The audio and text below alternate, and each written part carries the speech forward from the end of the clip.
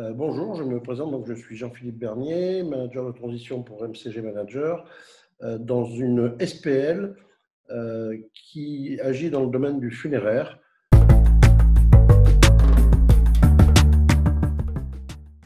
Donc cette crise a démarré de manière un peu subite vers la mi-mars. Et tout de suite, les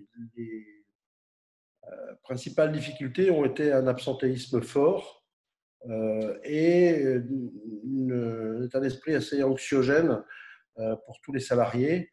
Or, compte tenu de notre secteur d'activité que j'ai évoqué tout à l'heure, on peut se douter qu'on a été en première ligne et que donc on avait besoin de l'intégralité de nos effectifs. L'activité a augmenté de l'ordre de 50% en quelques jours, avec un absentéisme de l'ordre de 20%. Donc, ça a été un petit peu sportif à gérer.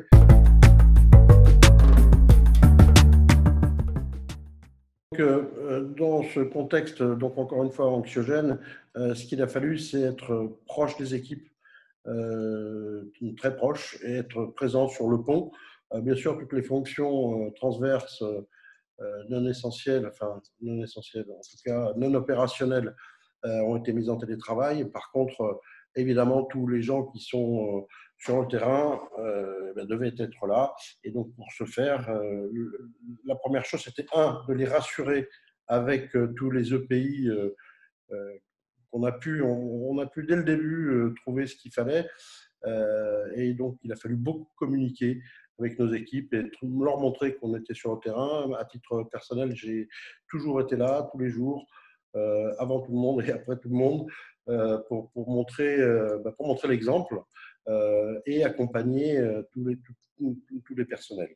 Le résultat, c'est que malgré l'absentéisme qu'on a eu, on a pu absorber 50% d'activité en plus sans avoir à faire de recrutement ou de faire appel à l'intérim.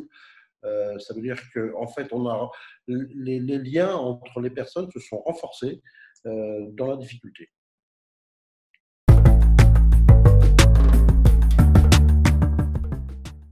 Le rôle du manager de transition dans ce type de crise, c'est vraiment d'être au plus proche des équipes,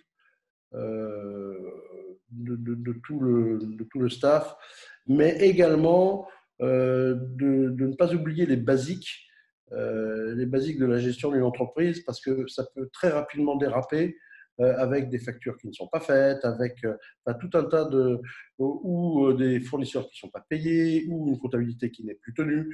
Donc il faut en même temps rassurer les équipes et être le garant du bon fonctionnement global de l'entreprise sur tous les sujets.